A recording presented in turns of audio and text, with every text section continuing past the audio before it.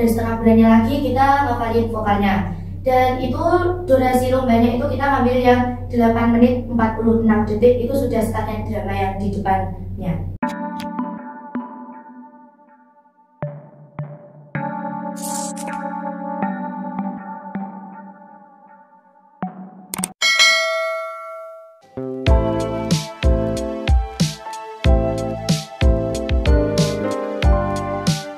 Halo Sobat Fatma, kembali lagi di podcast Fatma Berkelas. Di podcast kali ini kita kedatangan narasumber yang bisa memotivasi, menginspirasi, dan yang pasti bakal jadi idola kalian selanjutnya nih guys. Ada Kak Karissa. Halo Kak. Nah, buat kalian yang belum kenal sama Kak Karissa, kita akan gali lebih dalam lagi dalam episode podcast kita, Bipres, Bincang-Bincang Prestasi.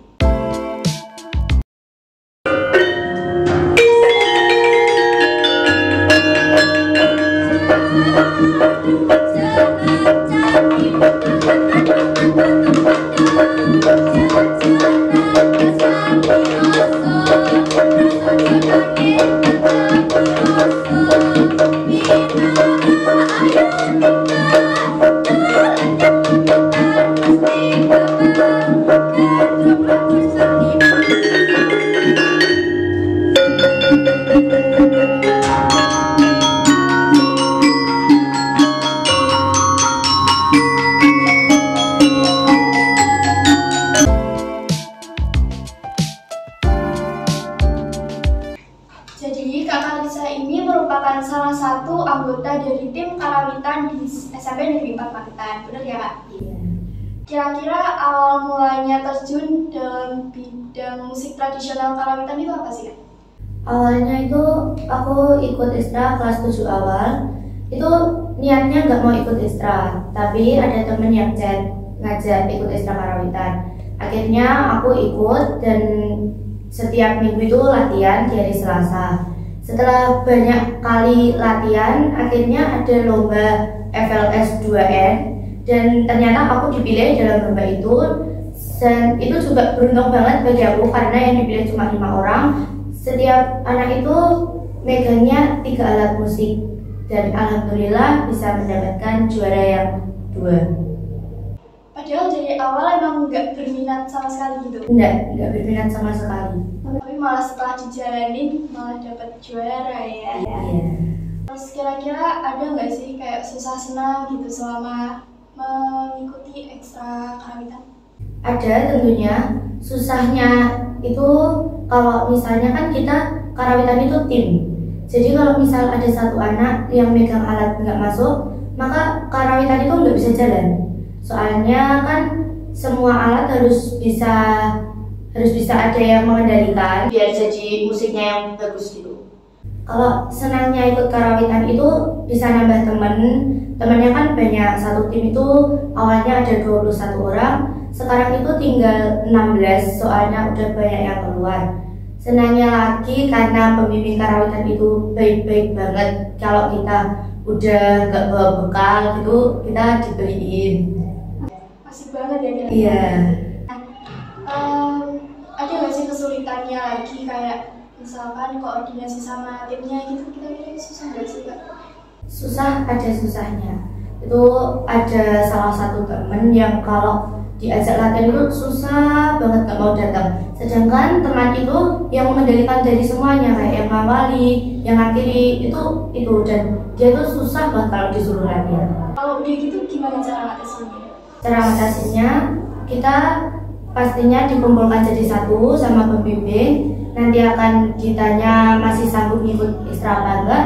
Kalau misalkan siswa itu bilang tidak, berarti sama pembimbing akan dikeluarkan dari Istra. Terus nih Kak, di depan kita kan udah ada piala. Itu dari juara apa? Itu juara 2 musik tradisi Dalam rangka? FLS 2N tahun 2022 kemarin. Juara 2 itu Kak Karissanya main sendiri atau sama teman-teman juga? Sama teman-teman, tapi itu cuma 5 anak. Setiap anak itu megangnya 3 alat. Susah nggak sih Kak kayak megang satu alat, megang beberapa alat dalam satu waktu gitu? Ya kalau dibilang susah, soalnya kan setiap alat itu beda ya cara mainannya. Aku kebetulan itu main yang sama cara memainkannya, sama ikut vokal juga. Nah itu lebih sulitnya kalau aku kan mukul sambil vokal. Jadi kalau misalnya vokalnya salah, kita kan juga harus mikir gimana sih lanjutannya. Nah itu kita juga harus mikir mukulnya itu gimana gitu. Nah jadi kalau salah itu semuanya ikut salah. Yang satu salah, yang lainnya ikut salah juga. Iya. Nah kan tadi kan Kak Karisanya itu kan vokal sambil main alat. Gitu tuh cara mengendalikannya biar bisa seimbang dan bagus gitu gimana? Cara mengendalikannya itu misalnya kita kan vokal itu menghafal, kita nggak baca detan. Nah itu mending kita ngafalin vokalnya aja. Kalau di mukulnya kan ada angka-angkanya, kita cuma ngapalin angka itu cuma sedikit, cuma 7 notasi. Nah gitu kalau kita udah fokus ke lagunya, kita juga pasti bagus mukulnya. Kalau caranya biar vokalnya bisa bagus gitu gimana Kak? Kan kalau di karawitan itu pasti vokalnya nggak kayak vokal yang biasanya gitu kan? Nah gitu gimana? Nah kebetulan waktu FLS 2N yang kemarin itu latihannya 1 bulan penuh. Teman-teman itu libur, kita yang ikut lomba itu masuk. Nah itu yang setengah bulan kita latihan buat ngafalin rotasi lagunya, dan setengah bulannya lagi kita ngafalin vokalnya. Dan itu durasi lombanya itu kita ngambil yang 8 menit 46 detik, itu sudah sekalian drama yang di depannya. Nggak sia-sia berarti libur-libur masuk, dan juara ini kan Kak? Iya. Nah terus Kak Alisa ini punya prinsip nggak yang selalu ditanamkan selama ini? Prinsip saya yaitu saya akan terus belajar dan berlatih, karena usaha itu tidak akan mengkhianati hasil. Entah itu menang atau kalah, itu hanyalah bonus dalam perlombaan. Dalam hidupnya Kak Alisa yang saat ini, ada nggak support system di belakang itu semua? Tentunya ada, yaitu dari keluarga, karena keluarga itu sangat mendukung saya dalam bidang seni, dan dari teman-teman terdekat juga.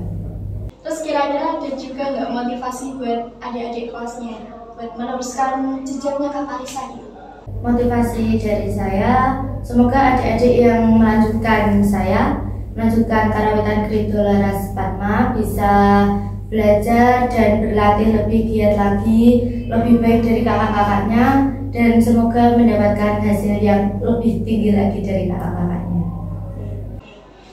Selain itu juga ada pesan nggak buat para penonton-penonton yang menonton ini? Pesan dari saya, jangan menyerah demi masa depan yang cerah. Terima kasih.